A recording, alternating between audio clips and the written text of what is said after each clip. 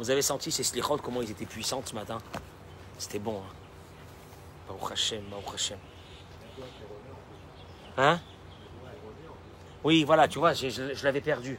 Là, elle revient. Baruch Hashem. Baruch Atah Adonai Eloheinu melech haolam she'akol nihya bidvaro.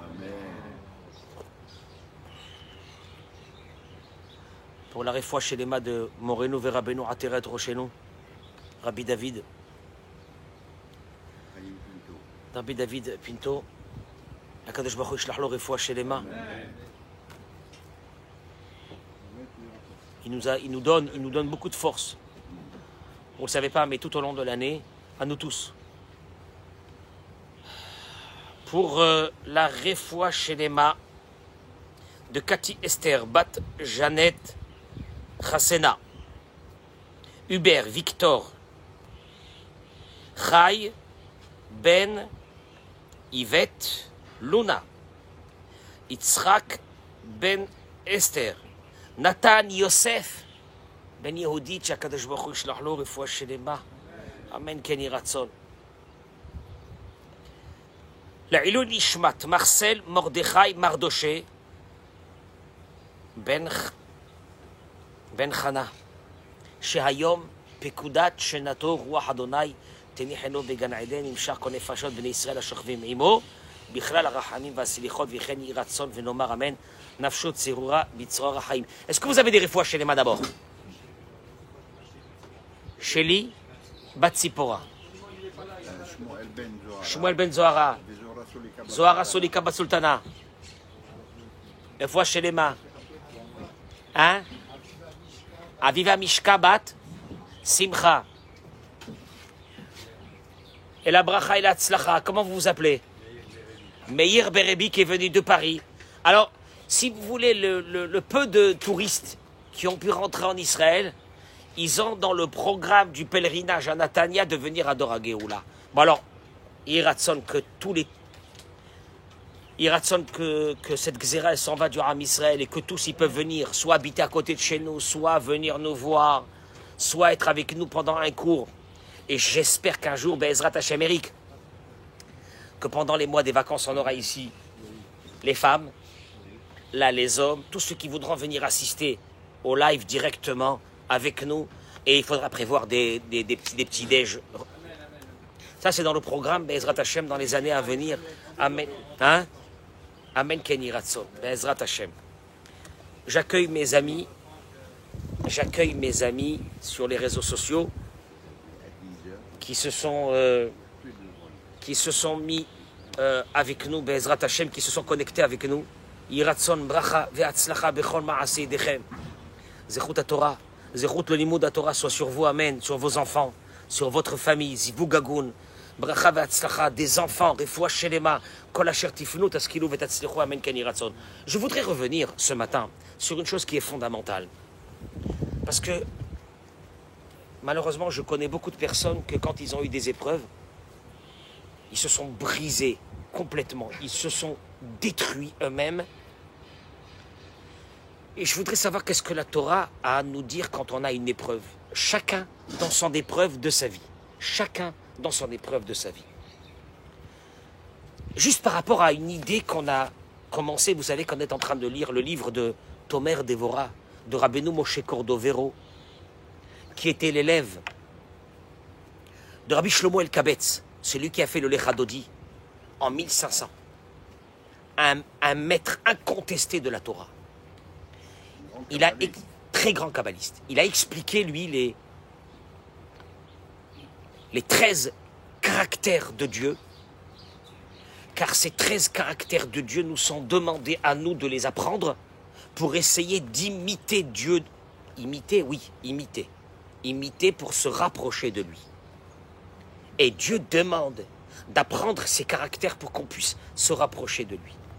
Et dans le 4e caractère, il s'appelle Mishe'erit Nachalato. Nous avons expliqué que quand Dieu envoie une épreuve à un être humain, le premier qui souffre de cette épreuve, c'est lui. Il dit comme ça, le Rabbeinu Moshe Cordovero, Ma e'esel Israël vem kerovai. Dieu, il est dans une très grande souffrance. Il dit, qu'est-ce que je vais faire? Ils sont proches, c'est ce que j'ai de plus proche, c'est les béné Israël. Em Batzoug, la Kadosh Baruch Hu. On est considéré la femme de Dieu. Vous pensez que le Shir HaShirim a été fait comme ça? On dirait que le Shir HaShirim, c'est un chant d'amour entre un homme et une femme. Oui, oui, entre Dieu et Knesset Israël et nous. On est sa femme. D'ailleurs, au moment où c'est qu'on a fauté avec le veau d'or, alors que nous étions en bas du mont Sinaï, comment le Talmud a expliqué cette chose-là? Il a dit « Kala chez Zinta betor choupata ». Une Kala qui a trompé son mari dans la choupa. Tu suis la conception? On est la femme de Dieu. On est très proche de lui.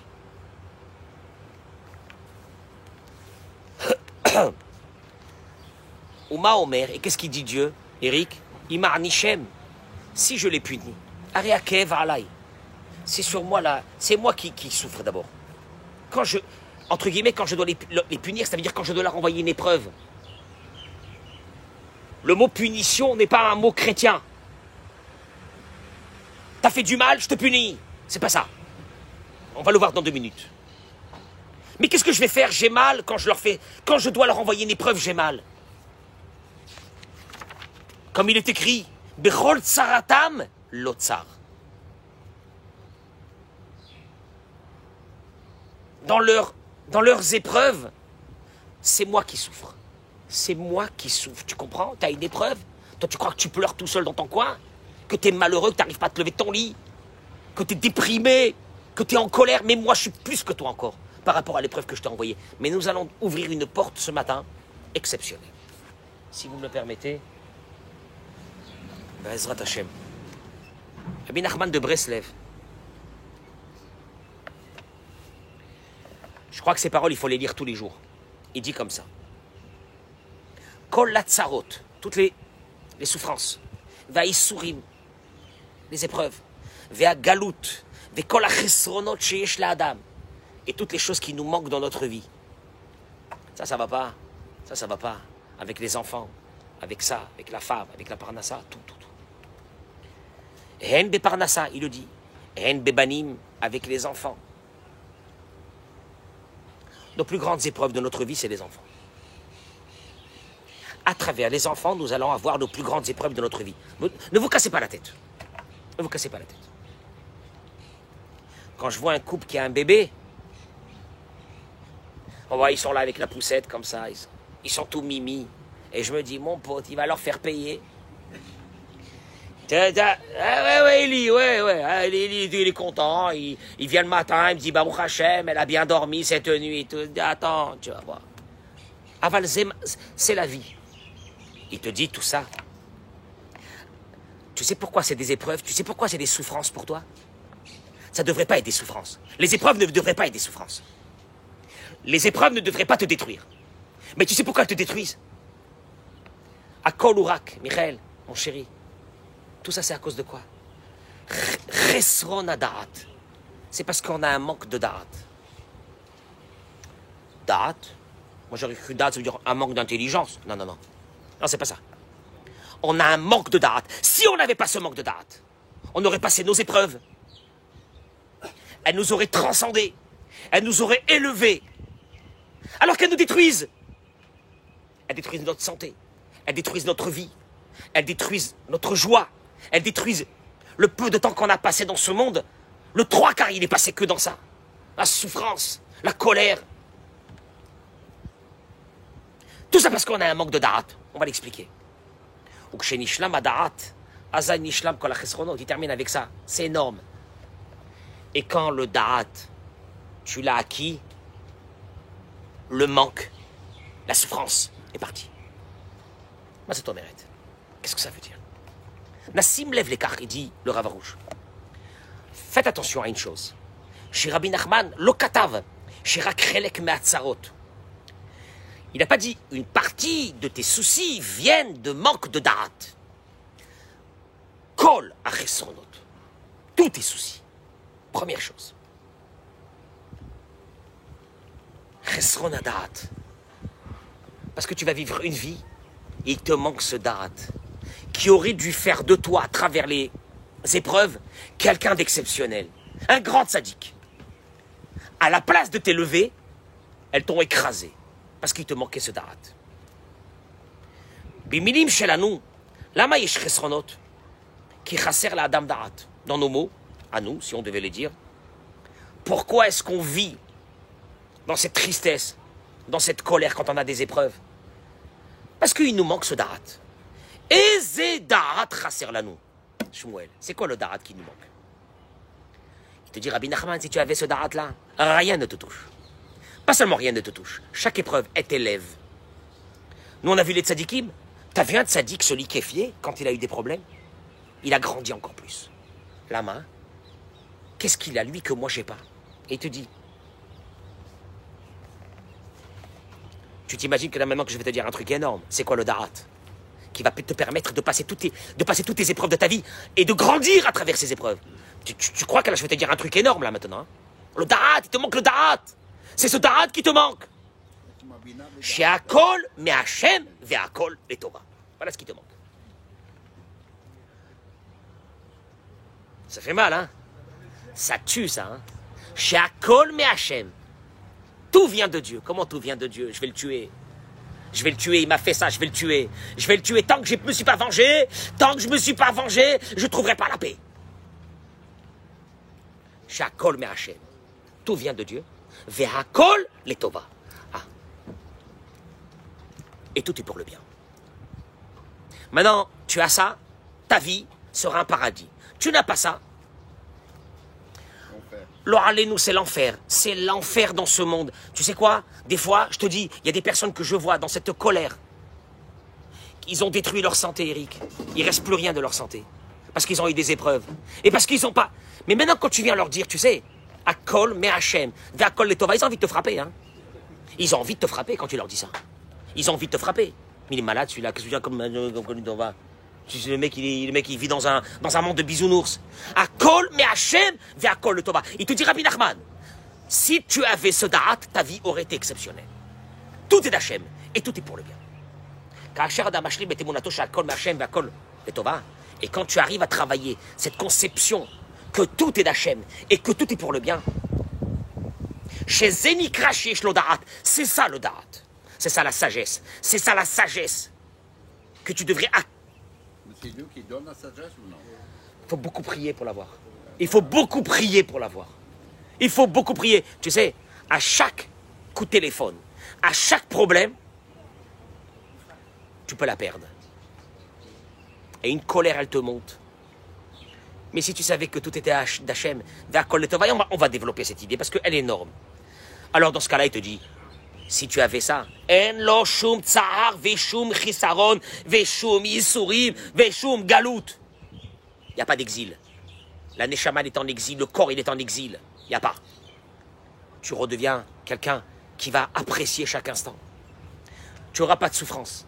La souffrance, elle vient parce qu'il y a un manque. Il y a un manque. Et tu cherches la cause. Et tu cherches le responsable. Et des fois, c'est ta femme. À cause que je me suis marié avec elle. Et des fois, c'est tes parents. Et des fois, c'est tes enfants. Et des fois, c'est ça. Avala kol me Hachem. Ve'akol letova. J'ai envie de hurler ça toute la journée. Akol me Hachem. Ve'akol letova. Tu sais quoi? 5 minutes. Tu rentres dans cette conception. Tu verras que d'un seul coup, tu vas te sentir bien. 5 minutes. Akol me Hachem. Il n'y a pas, non, c'est moi qui gère ma vie. Pauvre type. Tu gères même pas ta respiration de la seconde qui arrive. De quoi tu parles? Ve'akol letova. Rien ne sort de mal. Ah ben, comment rien ne sort de mal de Dieu? Moi, je suis en train de souffrir, tu me dis rien ne sort de mal? Tachlita isurim ou le'orer et adam. Allez, voilà. On rentre une fois, on peut rentrer une fois dans le sujet. Samuel, on a des épreuves. Certains petites, certains moyennes, certains grandes, certains innommables. Tachlita isurim ou le'orer et adam. Le but des épreuves est venu juste pour une chose. Réveiller l'être humain. Sheilmad la da'at et Hashem. Il est venu dans ce monde, comme il dit le Zohar, à Kadosh Rabbi Shimon Bar Yochai, pour connaître Dieu dans sa vie. Ah, je veux pas le connaître. Je veux pas le connaître. Moi, je vais avoir du fric, je vais être tranquille, je vais être peinard, je vais être avec ma femme, avec mes enfants, avec ma bagnole, avec ma baraque, avec mes vacances. J'en m'en veux rien du tout. Mon pote, alors je t'expliquais un truc. Si Dieu t'aime, il te lâchera pas. Et tu sais comment tu sauras qu'il te lâchera pas? C'est des épreuves. Et voilà qu'encore ce problème. Et voilà encore ce problème. Parce que j'ai fait bon Dieu, moi. Et moi, je fais la prière, et moi, je fais le truc, et moi, je fais le machin. Mais tu te rends pas compte? Tu es venu dans ce monde pour le connaître. À travers chaque épreuve, il faut que tu le vois. Mais il te dit, mais il faut que tu comprennes une chose. Mais Dieu lui-même, pour lui, comme on l'a vu dans le Tomer Dévora, tu crois qu'il a envie de t'embêter? En t'embêtant, on va le voir qu'il souffre. Mais vous allez voir une conception de pourquoi il souffre. Il n'a pas envie de souffrir, lui. Mais lui, il aurait voulu que tu aies une vie tranquille et paisible. Tu crois qu'il n'a rien à faire d'embêter l'humanité, les êtres humains qu'il a mis au monde? Allez, vas-y, vas-y. Tu crois qu'il a que ça à faire? Il n'a rien à faire. Quand il t'aime, il vient, il voit que tu dors. Ah, mais mon chéri, il dort. Non, parce que si c'est quelqu'un qui n'aime pas, il ne vient même pas le voir s'il dort. Ah, il le laisse, hein. Il le laisse tranquillement. Azaï, bien que Dieu souffre de la souffrance qu'il va mettre à l'être humain, que Moshe Katouv, comme il est écrit, Bechol, Tsaratam, Lotsar, c'est ce qu'on vient de voir. À chaque malheur, à chaque problème que tu as, l'eau, à lui, Tsar, lui aussi souffre. C'est pas l'eau, non. C'est l'eau, la medvav, qui veut dire lui souffre. Bechol Zot, Letovato, Shel Adam, Abore, Sholeach, Loisui. Pour ton bien, il va t'envoyer des épreuves. Qui me laisse tranquille. Il ne peut pas me lâcher un peu. Mais maître, qui me laisse tranquille. Et Akadosh Baruch Hu, il dit, tu comprends pas? Tu es venu ici pour me connaître. À travers les épreuves que tu as avec tes enfants, avec ta famille, avec ta femme, avec ta parnassa. Je veux te sentir. Je veux te voir à côté de moi.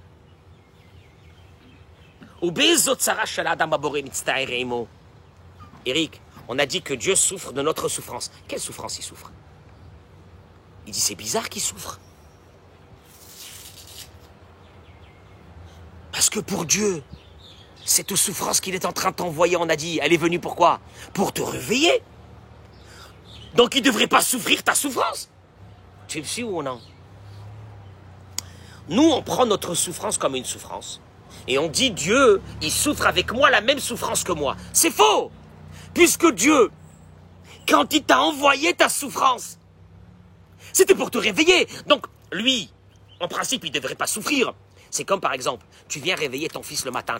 Lui, il souffre, hein, que tu le réveilles. Hein. Mais toi, pourquoi tu le réveilles? Parce que si tu le réveilles pas, c'est une catastrophe. Tu me suis ou non? Donc, toi, tu souffres pas. Alors, de quelle souffrance il souffre Dieu au moment que toi, tu souffres? Elle a dit une chose extraordinaire. Et là, Hachem, Mitztaer, Dieu souffre. À la tsara amitit shiesh leoto adam. Sur le vrai malheur que passe l'être humain au moment de sa souffrance. Et vous savez c'est quoi le vrai malheur? Pas la souffrance. La souffrance est venue juste pour te réveiller. T'inquiète pas, je vais te l'enlever. T'inquiète pas, je te rapproche de moi.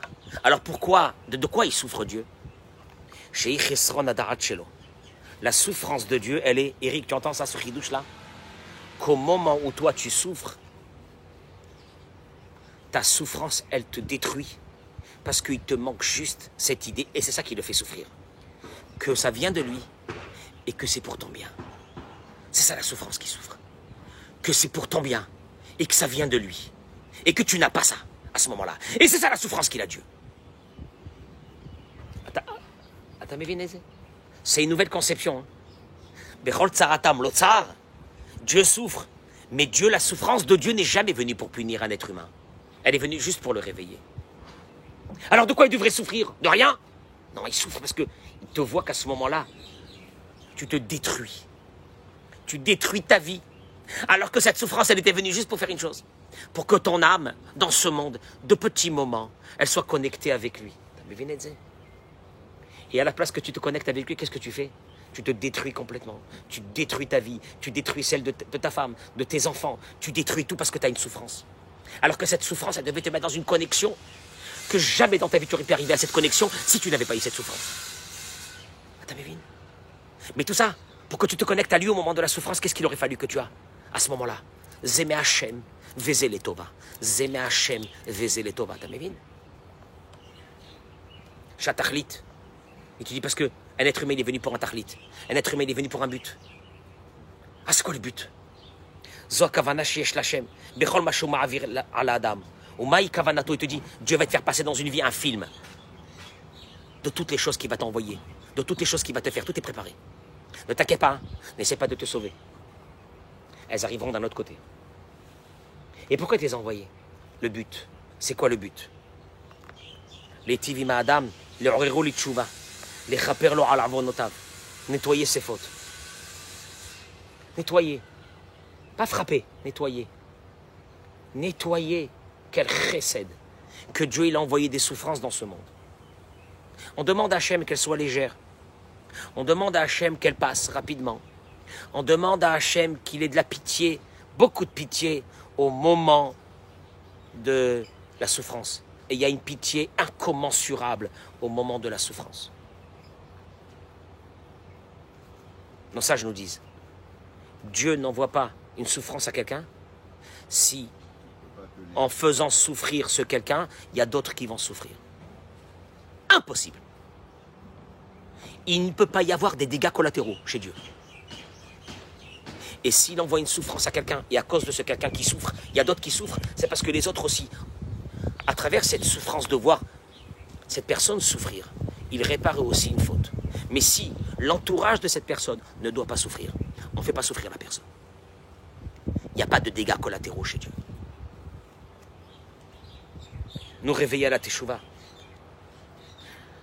Adam shemevakesh la da'at Hashem ou mevinzot.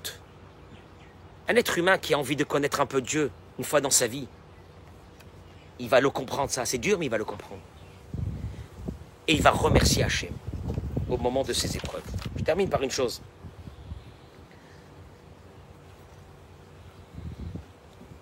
La Gemara elle ramène dans ma Masechet Brachot que Rabbi Yochanan a dit de la part de Rabbi Shimon Bar Yochai que depuis le jour où c'est que Dieu a créé ce monde, il n'y avait pas un homme, il n'y avait pas une personne qui a remercié Dieu, jusqu'à que Léa est venue et elle a remercié Dieu.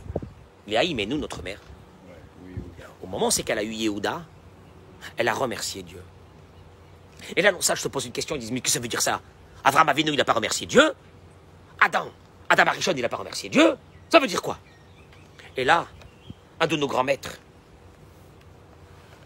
dans le livre Even Israël, il ramène, mais bien sûr que nos ancêtres aussi ont remercié Dieu. Mais Léa nous a ouvert une porte qu'on n'avait pas. Léa, il met nous, depuis son jeune âge, elle est rejetée.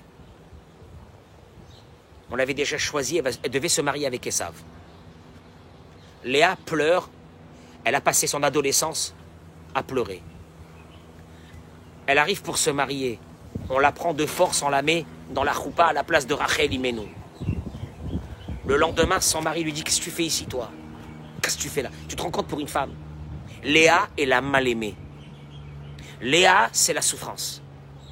Mais Léa, au moment c'est qu'elle a Yehuda, qui est le 4e fils, elle va remercier Dieu comme personne ne l'a fait. Il y avait 4 matriarches. Chacune devait apporter combien? 3. Parce que les 12 tribus, il n'y a pas plus, il n'y a pas 13 tribus. Elle voit qu'elle en a eu 4. Et là, elle remercie Dieu. Elle remercie Dieu de quoi? Une chose que personne n'a jamais fait. Le remerciement, il est le suivant. Nos sages nous disent que Ivina, elle a compris. Que toute la souffrance qu'elle a eue, c'était que pour le bien. Et que toutes ces souffrances étaient pour son bien. Et qu'en fin de compte, elle a gagné d'avoir été haïe. Qui est Vina, parce qu'elle a compris que par le mérite de ces souffrances qu'elle a eues, la proximité qu'elle a eue avec Dieu, personne ne l'a eue. Et la preuve, c'est qu'elle aura combien? 4 enfants. Et là, elle remercie Dieu pas sur les bonnes choses. Elle remercie Dieu d'avoir eu des souffrances. Ça, il dit Rabbi Shimon Bar Yochai, c'est elle la première dans l'humanité. Le Rav Fischer, dans son livre, il dit Even Israël, il dit, vous comprenez pas? Qu'est-ce que ça veut dire? Elle a remercié. Elle est la première à avoir remercié. C'est la première qui a dit Dieu. Puisque c'est toi qui m'as fait souffrir. Et c'est les Tova. Maintenant, je voudrais te remercier sur les souffrances que tu m'as données.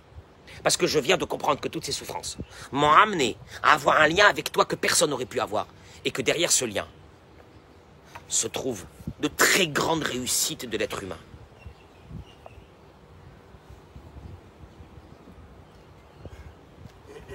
Mais Zemoussar Askel. Ah, bah d'ailleurs, qui c'est qui a inventé, entre guillemets, qui c'est qui a révélé cette conception? C'est Rabbi Shimon Bar Yochai. Pourquoi Rabbi Shimon Bar Yochai, lui? Rabbi Shimon Bar Yochai, il a besoin d'être poursuivi par les Romains. Une menace de mort sur sa tête. Il ne peut pas se lever un matin et dire à Dieu, dis-moi, tu fais comment ton monde, toi? Tu fais comment ton monde? À moi, on me poursuit. À moi, je dois vivre dans une grotte. Dans quelle situation? Il n'avait pas d'habits. Il avait fait un trou. Il n'avait pas le droit d'étudier la Torah nue. Il enlevait ses habits, les gardait pour Shabbat. Le Talmud dit. Il rentrait dans ce trou, lui et son fils, pour être couvert jusqu'ici. Son corps, après, combien il est resté? 13 ans. Son corps, après ces années, il ne restait plus rien de son corps. Tu crois qu'il ne sort pas, qu'il dit, mais c'est quoi ce monde-là? Mais c'est quoi ce monde-là? Il n'y a pas de bon Dieu, il n'y a personne. Le Zohar, Akadosh, va sortir là-bas.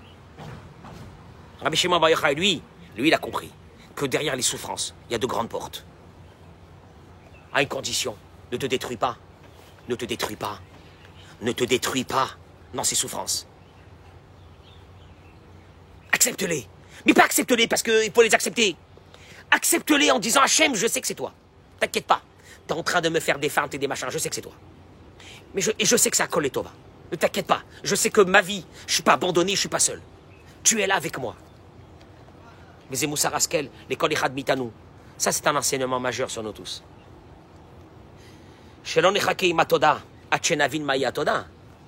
N'attendez pas la libération pour remercier. Puisque Rabbi Shimon Bar Yochai nous l'a installé dans le monde. Que derrière une épreuve, il y a de la lumière. Alors, Rabbi Shimon Bar Yochai, tu crois en lui? Oui. Il a écrit le Zohar? Oui. Il te dit que c'est ce qu'elle a fait Léa parce qu'elle a vu que derrière l'épreuve, il y avait la libération? Oui. Alors, tu sais ce qu'il faut faire? Remercie Hachem pendant l'épreuve.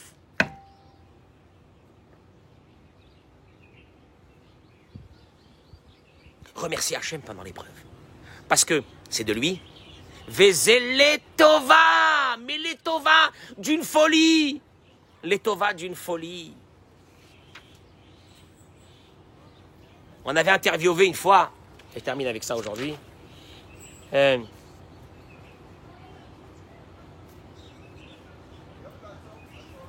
juste une chose, avant de raconter ça. Yeshna Matbea, j'ai fini dans 5 minutes. Écoute ça. Eric, écoute ça. Il y a un proverbe qui dit comme ça. Al tesaper la kadosh baruch hu sheyesh lecha tzarot. Ne va pas pleurer à Dieu que tu as des problèmes. Tesaper la tzarot sheyesh lecha ta kadosh baruch. Raconte à tes problèmes que tu as Dieu. Et mon problème, je vais te dire un truc. Tu crois que tu vas me faire peur? Alors je vais te dire un truc. Je suis désolé, hein, je te casse en miettes là. J'ai Dieu avec moi. Raconte à tes problèmes que tu as Dieu. Taperlo. Hein? Viens ici, petit problème. Qu'est-ce qu'il y a? Machin, tu es venu pour me faire peur. Tu es venu pour me casser en miettes. Alors je vais te dire un truc. Désolé, hein, moi j'ai Hachem. Et je sais que c'est lui qui t'a envoyé, t'inquiète pas, et que derrière toi, il y a une bonne chose. Alors, tu veux rester, fais-toi plaisir ici. Nahon, Shigam Kasher Adam, c'est vrai que quand on va pleurer à Hachem, qu'on a des problèmes, c'est bien. Mais il y a mieux que ça. Dis à tes problèmes qu'il y a Hachem. Pourquoi tu vas pleurer? Pourquoi tu vas te lamenter? Ils ont interviewé une fois un très très grand riche israélien. Quelqu'un qui a fait, je crois que c'est un des plus... il fait partie des grands riches du monde aujourd'hui.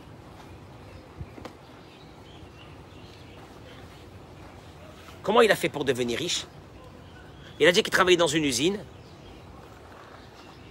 et qu'à un moment donné, ils sont venus, ils ont annoncé dans l'usine que seuls ceux qui ont appris à l'école et qui savent bien lire et écrire, etc., seront gardés, les autres, on dégorge l'usine, on les dégage. Parce que l'usine doit avancer, elle a besoin de personnes qui ont quand même certaines qualifications. Et donc, lui, qui venait d'une famille où c'est qu'on ne lui a pas appris, il avait des problèmes, je crois, il était dyslexique ou un truc comme ça, on ne lui a pas appris, ils l'ont laissé comme ça. Donc, il a été vidé, il a été mis dehors. Il a été mis dehors, il est parti d'acheter un truc où on vend les cigarettes et les machins comme ça. Ah, parce qu'ils leur ont donné des pitsouim. Comment on dit des pitsouim? Ils leur ont donné des indemnités. Et de ce tabac qu'il a fait, de fil en aiguille, il est rentré dans les affaires. Il fait partie des grands riches de ce monde. Il a dit, si j'avais eu des qualifications, je serais encore à l'usine. Mais il a dit par contre une chose. Quand il est sorti de l'usine, il n'a pas pleuré qu'ils l'ont jeté. Il a dit, ça vient d'Hachem, Vezé Akol Letova. Et son destin à lui, il était extraordinaire. Ah, ouais, le pauvre. Il ne sait pas, il n'a pas fait d'études, il a le misken. Il n'a pas eu de la chance. Il n'y a pas ce mot, il n'a pas eu de la chance. Tout est avec Déa. Ça vient d'Hachem. C'est Akol Letova. Alors, tu veux que je te dise un truc? Tu veux être royal?